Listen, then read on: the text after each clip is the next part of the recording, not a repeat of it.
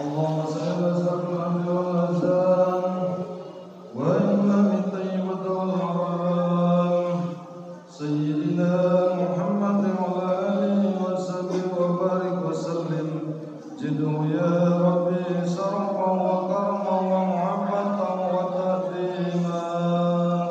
السلام عليكم ورحمة الله وبركاته. الله أكبر الله أكبر الله أكبر أشهد أن لا إله إلا الله أشهد أن لا إله إلا الله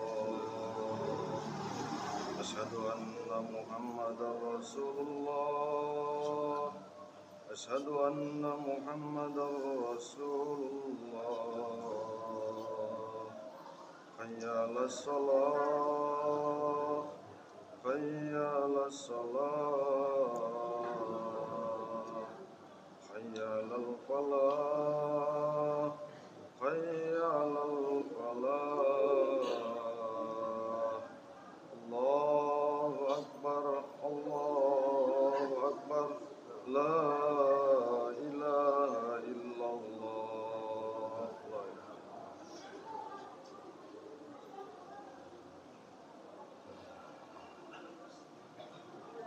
Masyaallah muslimin rahimakumullah. Kemudian Nabi Hurairah radhiyallahu anhu qala qala Rasulullah sallallahu alaihi wasallam inna yawmal jumu'ah sayyidul ayyam wa hajjatul qada'i wa jamasatin al-batan fiha maqama rak'atin min ad-dur fa idza hadibu ala minbar faman yatakallama faqad raqa faman laga fala ju'atalah ansitu wastami'u wa atiru rahimakumullah. اللهم بارك الإسلام والمسلمين والمسلمات والمؤمنين والمؤمنات وسلم على المتقين لنا من فضلك برحمتك يا أرحم الراحمين.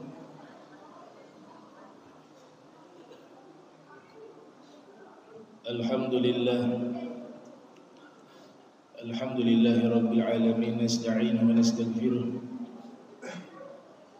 ونعوذ بالله من شرور أنفسنا ومن سيئات أعمالنا من يهد الله فلا مضل له ومن يضلل فلا هادي له أشهد أن لا إله إلا الله وحده لا شريك له وأشهد أن سيدنا محمدا عبده ورسوله. اللهم صل وسلم عليه اللهم صل وسلم وكرم وزد على سيدنا وحبيبنا وقدوتنا وقرة أعيننا مولانا محمد وعلى آله وصحبه أجمعين. أما بعد فيا أيها الناس أوصيكم ونفسي بتقوى الله فقد فاز من اتقى. سبحانك لا علم لنا إلا ما علمتنا إنك أنت العليم الحكيم. ربي اشرح لي صدري ويسر لي أمري واحلل عقدة من لساني يفقهوا قولي وثبت لساني واهدي قلبي بحق سيدنا محمد صلى الله عليه وآله وبارك وسلم. وقد قال الله سبحانه وتعالى في القرآن الكريم وهو أصدق القائلين وأنا على ذلك من الشاهدين. أعوذ بالله من الشيطان الرجيم بسم الله الرحمن الرحيم. ولقد وصينا الذين أوتوا الكتاب من قبلكم وإياكم أن اتقوا الله. صدق الله العظيم وصدق الرسول الكريم. الحمد لله. Puji syukur kehadirat Allah Jalla wa'ala atas segenap limpahan nikmat dan karunia-Nya, serta tak lupa senantiasa tercurahkan salawat dan salam kepada junjungan mulia Nabi tercinta Sayyiduna wa Maulana Muhammad sallallahu alaihi wa alihi wa barak wasallam beserta seluruh keluarga beliau, sahabat beliau dan umatnya yang senantiasa melaksanakan ajaran beliau hingga akhir masa nanti. Ma'asyiral muslimin rahimakumullah. Al-Imam Ali bin Abi Thalib karramallahu wajhah. Beliau pernah menyatakan saumul qalbi khairun min siyamil lisan wa saumul lisan khairun min siyamil batn, yang artinya puasa hati lebih baik dari puasa lisan, dan puasa lisan lebih baik dari puasa perut. Dari pernyataan beliau bisa kita mengambil kesimpulan bahwa puasa itu memiliki tingkatan. Yang pertama, yang tertinggi disebut dengan saumul qalb, puasa hati. Puasa hati ini adalah derajat puasa yang tertinggi dari semua rangkaian puasa atau tingkatan puasa lainnya. Dan apa makna dari puasa hati? Para ulama menguraikan ada dua makna dari puasa hati tersebut. Yang pertama, la tufakkir fi fi'lil haram. Ketika dia berpuasa tidak pernah terfikirkan di dalam pikirannya untuk melakukan perbuatan yang haram. Dan la takhtur fi qalbika ar-raqbata fi ma'siyatillahi subhanahu wa ta'ala.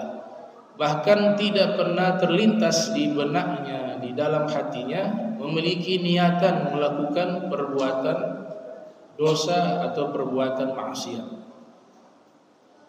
Ini adalah satu bentuk intisari daripada ibadah puasa yang kita lakukan, karena tujuan puasa membawa seorang hamba mencapai derajat orang-orang yang bertakwa kepada Allah Subhanahu wa taala. Sebagaimana yang difirmankan, kutiba alaikumusiyam kama kutiba alal ladzina min qablikum la'allakum tattaqun. Diwajibkan bagi kalian berpuasa sebagaimana diwajibkan atas kaum sebelum kalian. La'alla lil ghayah. Menurut para ahli bahasa Arab, la'alla maknanya lil ghayah, tujuan dari puasa itu yaitu kalian menggapai derajat bertakwa kepada Allah Subhanahu wa taala. Dan Imam Ghazali menyatakan bahwa hakikatut taqwa huwa tanzihul qalbi minadz dzunub. Dan intisari daripada takwa itu adalah membersihkan hati dari dosa-dosa. Nah, inilah yang menjadi substansi daripada ibadah puasa, membawa seorang hamba mencapai derajat bertakwa. Dan hakikat takwa adalah mensucikan hati dari berbagai macam dosa. Itulah yang disebut oleh Sayyidina Ali, tingkatan puasa tertinggi disebut dengan saumul qalb, puasa hati. Kemudian puasa hati memiliki makna yang kedua, yaitu mensucikan hatinya dari berbagai penyakit-penyakit hati. Dalam bahasa Al-Quran, Allah Ta'ala menyebutkan dengan maradul qalb, penyakit hati. Fi qulubihim maradun fazadahumullahu maradah. Di dalam hati mereka ada penyakit, maka Allah tambahkan penyakit itu kepada mereka. Jadi kalau kita berpuasa hanya sekedar tidak makan, tidak minum, sedangkan hati kita masih penuh dengan penyakit seperti al-hasad, iri hati, al-hikid, dengki, ar-riya, pamer amal, wal-ujub, bangga diri, wal-kibir, kesombongan, dan penyakit-penyakit hati lainnya, maka secara hakikat bahwa orang ini hanya melaksanakan ibadah puasa secara zahir saja. tapi puasa hati dia tidak lakukan. Padahal saumul qalb ini juga adalah intisari daripada melaksanakan ibadah puasa. La'allakum tattaqun, agar kalian menjadi orang yang bertakwa kepada Allah Subhanahu wa taala. Tingkatan kedua, kata Sayyidina Ali bin Abi Thalib, disebut dengan saumul lisan, puasa lidah. Apa makna dari puasa lidah? Sepanjang dia berpuasa, dia tidak melakukan dosa-dosa yang bersumber dari lidah. Kita pahami bahwa sesungguhnya jika seseorang menerapkan hukum yang sudah diterangkan oleh para fuqaha, bahwa puasa tidak akan pernah batal jika dia tidak makan, tidak minum, tidak berhubungan biologis dengan istrinya, dan hal-hal yang terkait dengan hal-hal yang membatalkan puasa secara zahir. Memang benar dalam syariat kita puasanya tidak batal. Artinya sekalipun kita melakukan dosa yang bersumber dari lisan, seperti berdusta, menggosip, mengadu domba, sumpah palsu, mencaci maki, dan seterusnya, hal ini tidak membatalkan puasa secara zahir. Akan tetapi dipahami oleh para ulama, dia membatalkan pahala puasa. Jadi yang kita lakukan ibadah puasa, namun juga lidah kita tidak menjaganya dari perbuatan dosa, maka pahala ibadah puasa itu akan menjadi batal. Puasanya sah secara fikih, tapi pahalanya menjadi batal. Sebagaimana hadis Rasul sallallahu alaihi wasallam memberikan pesan kepada Sayyidina Muaz bin Jabal. Beliau mengatakan, "Kuffa ilaika hadza," wa asyara ila lisani. Wahai Muaz, jagalah ini, kata Nabi Muhammad. Engkau jagalah ini.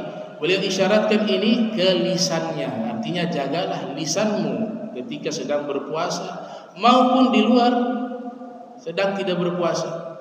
Karena madrasatus sholihin, ibadah puasa ini sejenis atau semisal dengan pondok pesantren atau madrasah. Dia mendidik kita menjadi baik untuk kita terapkan di luar bulan suci Ramadan.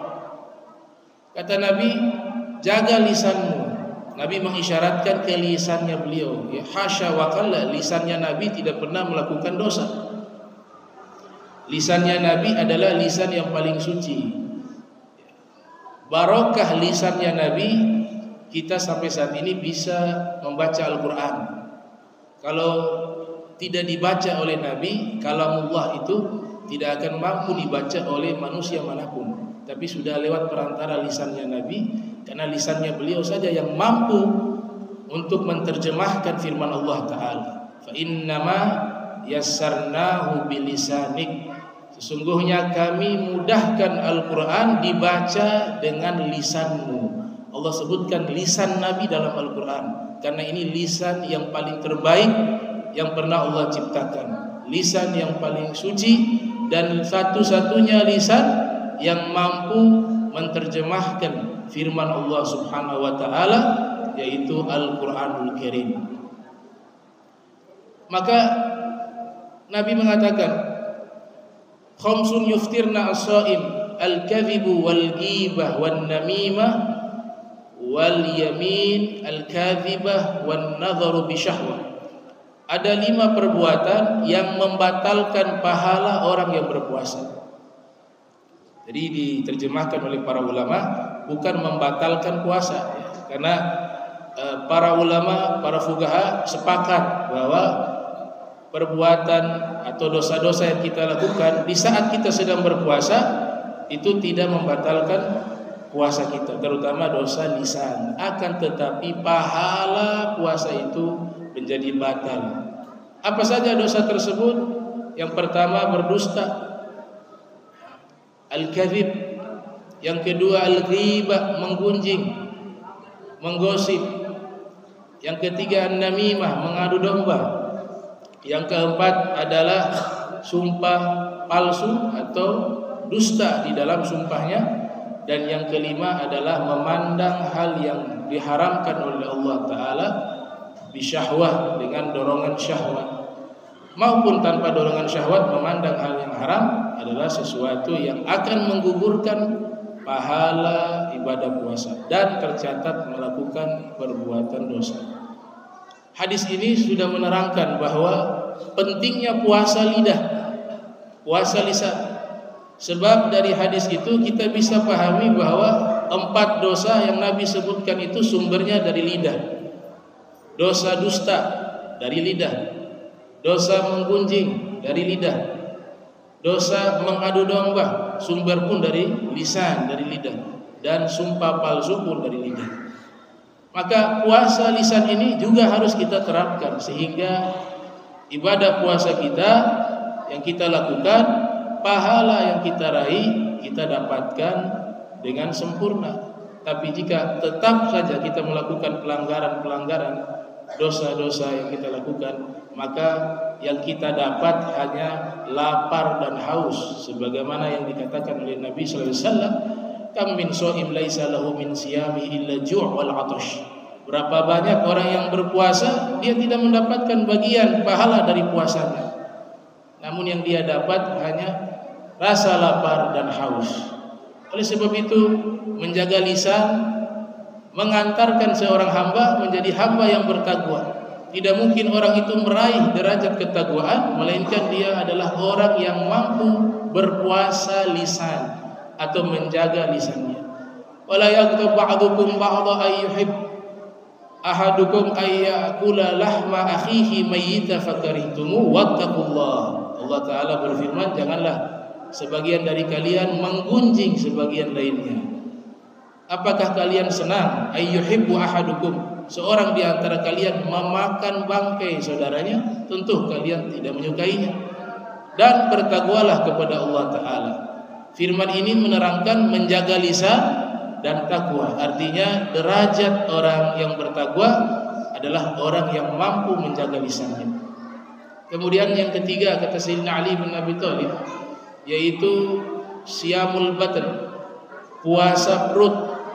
Puasa perut inilah yang umumnya kita lakukan, yaitu al-imsaku 'anil mufattirat, menjaga diri dari hal-hal yang membatalkan puasa, minal akli, dari makan, wasyurbi, minum, dan hal-hal yang membatalkan puasa. Sebenarnya puasa perut ini juga ada pendidikan, ada tarbiyah dari Allah Ta'ala kepada kita, yaitu kita disuruh dan diajarkan untuk al-imsak anil haram, menjaga perut kita jangan sampai dimasuki sesuatu yang haram. Jangan sampai kita mengkonsumsi maupun meminum hal-hal yang diharamkan oleh Allah Ta'ala, baik haram yang sifatnya dzati ataupun gairi dzati. Yang sifatnya dzati, bendanya memang sudah diharamkan seperti darah dan hewan-hewan yang diharamkan untuk dikonsumsi. Tapi ada haram bighairi dzati, yaitu kita mengkonsumsi sesuatu yang halal tapi hasil dari uang haram, hasil daripada cara haram untuk mendapatkan rizki, kemudian kita belanjakan itu sebagai makanan, minuman, pakaian yang nanti kita gunakan. Maka ini juga akan menjadi haram menurut para ulama. Oleh sebab itu, ikhwanul muslimin rahimakumullah, Allah Ta'ala berfirman, wa kulu mimma razaqakumullah halalan thayyiban wattaqullah, dan makanlah dari sebagian rizki yang Allah rizkikan kepada kalian dan bertakwalah kepada Allah Subhanahu wa Ta'ala. Sebab perhatikan, ketika Allah menyebut makanan yang halal dan baik, setelahnya Allah nyatakan bertakwalah kepada Allah. Karena tidak mungkin seorang hamba bisa mencapai derajat takwa melainkan dia adalah hamba yang menjaga makanannya.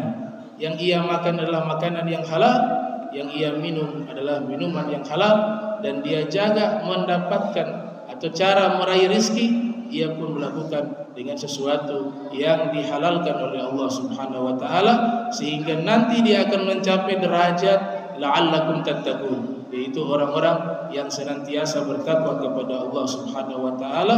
Wa hadza 'ainus shaum, dan inilah substansi daripada ibadah puasa. Mudah-mudahan nasihat dari Imam Ali bin Abi Thalib ini bisa kita terapkan dan menjadi perhatian kita bersama, sehingga di setiap tahunnya seorang hamba berpuasa dia mencapai derajat yang lebih tinggi daripada ibadah yang ia lakukan, terutama ibadah puasa ini. Amin ya rabbal alamin. Barakallahu li wa lakum fil Qur'anil Karim wa nafa'ani wa iyyakum bima fihi minal ayati wa dzikril hakim wa taqabbala minni wa minkum tilawatahu innahu huwas samiul alim. Allahumma salli ala sayyidina Muhammad wa ala sayyidina Muhammad.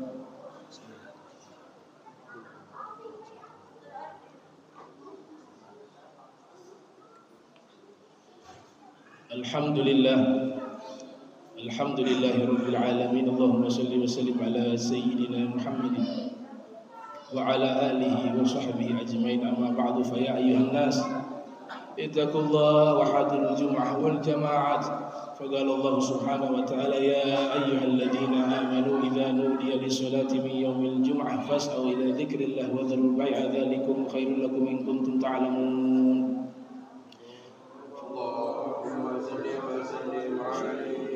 فإذا قضيت الصلاة فانتشروا في الأرض وابتغوا من فضل الله واذكروا الله كثيرا لعلكم تفلحون.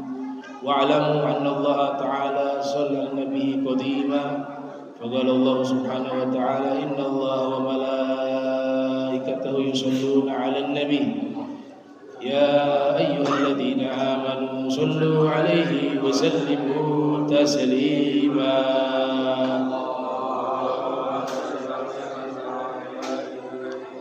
اللهم صل وسلم على سيدنا محمد في الأولين وصل وسلم على سيدنا محمد في الآخرين وصل وسلم على سيد الملائكة وسيد الأولياء والصالحين وصل وسلم على سيدنا محمد حتى ترث الأرض ومن عليها وأنت خير الوارثين.